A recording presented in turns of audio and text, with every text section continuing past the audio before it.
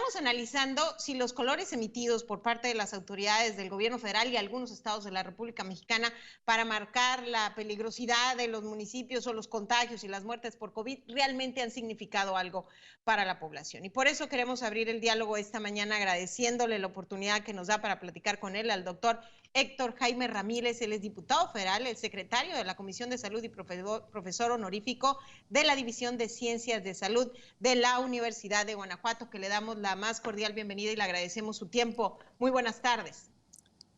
Claudia, muy buenas tardes. Un placer saludarle a usted y al auditorio. Al contrario, muchísimas gracias por esta oportunidad. Bueno, desde el inicio de la pandemia fue parte de la estrategia del gobierno federal y después de los estados implementar los colores para marcar qué condiciones debería seguir o qué reglas del juego, por llamarlo de alguna manera, debería seguir la ciudadanía en materia de la pandemia. Sin embargo, vemos ahora diferencias entre estados, diferencias incluso colores en municipios, y que al final del día, como las declaraciones del presidente de la República esta mañana cuando decía ya no va a haber restricciones totales de aquí en adelante, y lo mismo dijo el secretario de Salud, el subsecretario de Salud, Hugo López-Gatell, la semana pasada. ¿Realmente entonces tiene su función o está cumpliendo su función el mapa epidemiológico? Sin duda, Claudia, que como usted bien lo señala, y como ya dieron cuenta ahorita en los municipios con los cuales usted se entrevistó, con Mazatlán, con Sinaloa, con Jalisco, el semáforo es una herramienta que no ha servido para nada, porque uno entiende, como usted también lo ha dicho, que si hay una herramienta, deben de tomarse acciones conforme cambia de color. Yo no me imagino que en un semáforo esté en rojo y usted le siga, esté en amarillo y usted le siga, y esté en verde y usted le siga. De aquí el absurdo del presidente, que no ha tenido nunca restricciones. Este manejo criminal de la pandemia, desde que no usaba cubrebocas, no guardaba la sana distancia, no tenía el equipamiento y el material, pues marca que tener semáforo no da exactamente lo mismo. La preocupación sigue siendo que muchos hogares mexicanos están enlutados, y eso yo lo sentí de usted como la principal preocupación. Hoy en México, cuando uno toma los certificados de defunción, resulta que ha habido casi 450,000 muertes más que el año pasado. Esto significa entonces que el número de muertes por COVID, que dicen ellos es cerca casi de 239,000 casos, en realidad son muchas veces más. Son más de 450,000 veces. Y cuando ellos decían que lo más catastrófico era que fueran 60,000 casos, pues estamos hoy 8 veces más, y eso es lo crítico. Y la pregunta es, ¿para qué servirá el semáforo entonces? Si al final de cuentas, hoy seguimos con los mismos errores que en otros tiempos. Uno, seguimos sin hacer el uso de cubrebocas de manera correcta. Y ahí mismo en la imagen que está pasando en estos momentos vemos a alguien acompañando sin cubrebocas en una fila para vacunarse, por ejemplo. Se sigue sin guardar la sana distancia. Es obvio que ahí no hay sana distancia. Pero no puede uno echar la culpa a la gente, porque no creo que hay que victimizarla doble. ¿Ves? Como por ejemplo suponer que los jóvenes que van a Vallarta, o los que están hoy graves, que tienen de 30 a 40 años o de 40 o más, son negligentes porque no se vacunaron, Claudia. Lo que habría que ver es si hubo vacuna para ese segmento. Hoy en México, a julio, debieron haberse aplicado casi 170 millones de dosis. Apenas se disponen de 70 y han aplicado como 58 millones de dosis. Es decir, solamente 18 de cada 100 adultos de 18 años o más tienen el esquema completo. Entonces no puede uno decirle, como se decía en un principio, no, es que si está grave es porque está gordito, si está grave es porque fumaba mucho, si está grave es porque tenía hipertensión, ahora resulta que si está grave es porque no quiso vacunarse. No, yo creo que no hay que victimizar. La vacunación va lento y va mal. Sí hay que llamar a todos a que se vacunen, pero lo ideal para la vacunación es que el gobierno federal entregara ya estas vacunas y que cada estado, a través de su propio sistema estatal de vacunación, incluyendo los privados, las farmacias, los centros de asistencia social, pudieran vacunar a todo mundo adulto de 18 años o más. Bueno, hoy tenemos un déficit, le insistía yo a Julio, de 100 millones de vacunas que no ha liberado el gobierno mexicano cuando supuestamente ya las había adquirido y ya las había pagado, Claudia.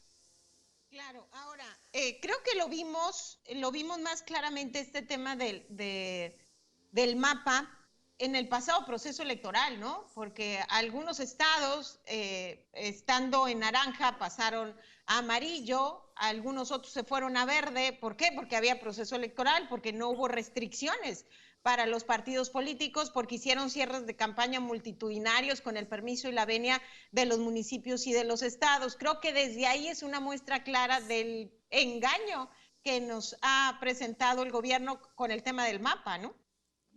Por supuesto, Claudia. Mire, usted lo reportó en días pasados y lo quiero focalizar otra vez.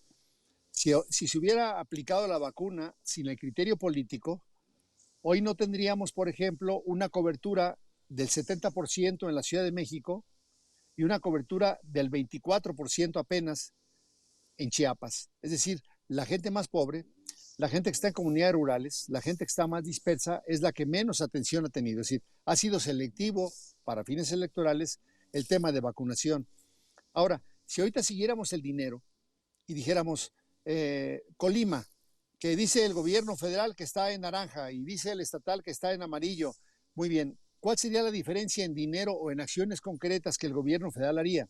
Es decir, ahorita estaría llevando más dinero para vacunas, más medicamentos. Hablar en ocasiones como que un hospital está lleno y que está llena la terapia intensiva, la pregunta sería es, ¿cuántas camas de COVID tenía hace 3 meses y cuántas tiene hoy? Porque puede ser que esté lleno, pero lo que no dicen es cuántas camas dejaron de ser COVID. Usted recuerda que hubo una reconversión de hospitales. Claro. Bueno, la pregunta sería, ¿cuántos hospitales hoy conservan las camas para la atención COVID que había? Y por eso es que ahora va a ser más fácil que haya otra vez personas que no estén recibiendo su atención en un respirador si así lo necesitan, Claudia. Hay que seguir haciendo Ahora, más pruebas para saber, dígame. es que quiero poner sobre la mesa dos temas. Estamos platicando con el doctor Héctor Jaime Ramírez, él es secretario de la Comisión de Diputados Federal y es profesor honorífico de la División de Ciencias de Salud de la Universidad de Guanajuato. A ver, esto no es un tema de corresponsabilidades, porque usted acaba de mencionar, es que es un tema de las autoridades, pero no entra también la corresponsabilidad de la ciudadanía y también no es un tema de restricciones, o sí es un tema de que el gobierno tiene que tomar la batuta y marcar restricciones y fuertes, ¿o no? No, pues usted lo ha dicho de manera muy clara. Mire, la salud es un punto de encuentro entre la persona, su genética, sus costumbres, su medio ambiente y su educación. Dos, entre los profesionales de la salud y todo el sistema de salud. Y tres, entre los políticos. Si me da a mí los elementos de comunicación, dependiendo mi cultura y mi nivel de aprendizaje, y me orienta cómo debo tomar decisiones, pues es mucho más sencillo a que ahora yo, que una persona que está en la sierra de Oaxaca puede para darse de alta en el esquema de vacunación. Es decir, es algo más complejo. Es de corresponsabilidad. Si usted tiene 40 años y decidió que no se va a vacunar y luego se enferma y tiene la desfortuna de no ser del 84% que aunque le dé COVID no va a tener mayores síntomas y cae usted en el 16% que puede tener síntomas de moderados a graves y luego cae usted en el grupito de 4 o 5 personas de cada 100 que pueden hasta morir por COVID, entonces ahí usted puede decir, mire, usted tuvo la oportunidad, le dijimos de manera... Eso se llama revictimizar, ¿ve? Porque si ahorita usted pudiéramos entrevistar, Claudia, a los familiares que han fallecido, se llama autopsia verbal. Oiga, ¿usted sabe si Juanito realmente no se quería vacunar o no se pudo vacunar o ni siquiera hubo competencia para que se vacunara?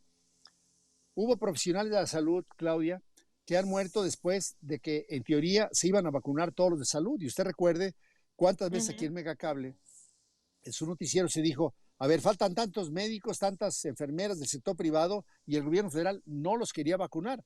Ahora nomás falta que le echemos la culpa que no se vacunaron, ¿ve? A eso me refiero. Es decir, hay corresponsabilidad, pero hay que hacerlo con esta visión de conocer los hechos. Muy bien, ahora ya nada más para terminar esta entrevista, ¿se requieren entonces reales restricciones y fuertes por parte del gobierno para marcar una diferencia? Se requieren, pero con inteligencia. El nuevo semáforo lo que está fortaleciendo es el regreso a clases y la activación económica. Y lo que teníamos que ver es si realmente no va a afectar a la salud. ¿Usted cree que Colima, siendo un estado tan pequeño, no hubiera sido posible tener a vacunados a todos, sin empezar con los cuentos de que primero los de 80 y más, y luego los de 60, y luego los que puedan, luego los médicos, luego del sistema portuario? O sea, un asunto tan absurdo de clasificación cuando Colima, pues en una semana vacuna usted a todos, ¿o no es cierto, Claudia? Sí, claro. Ujú. A eso me refiero, o sea, lo que tenemos que es que tomar decisiones. Y si hay un puerto como Mazatlán, en Sinaloa, que es un puerto eminentemente turístico, pues es una actividad esencial, porque el gobierno mexicano, habiendo lugares donde el turismo es el principal fuente de ingreso en algunas de las áreas, no fortaleció la vacunación o no la fortalece ahorita. En vez de estar haciendo, conforme amanece el presidente de buenas, ahora vamos a vacunar a los jóvenes en la frontera, ahora los jóvenes en otro lugar. Usted decía hace un momento un ejemplo, Claudia. Si toda la gente de la Universidad de Guadalajara que va a ir a estudiar se quiere entrar a clases ahora, pues lo menos que podríamos hacer es echarle la culpa a la autoridad de la universidad, cuando decir, oiga, todos los jóvenes universitarios vengan a vacunarse o no pueden entrar a clases presenciales. Esa sería una medida restrictiva, pero le está dando la opción también de ofrecerle la vacuna. No es si quiere o no, se la tiene que poner y si no se la pone, usted está en libertad de ponérsela, pero no puede venir a clases presenciales. Exacto. Muy bien, ok. Nos queda claro todo este panorama y le agradecemos mucho su tiempo, doctor. Gracias por esta oportunidad de brindar a la ciudadanía esta información. Muchísimas gracias. Claudia, yo la felicito además porque sabe que comunica usted muy bien hacia la ciudadanía. La felicito mucho. Muchísimas gracias. A la orden. Gracias.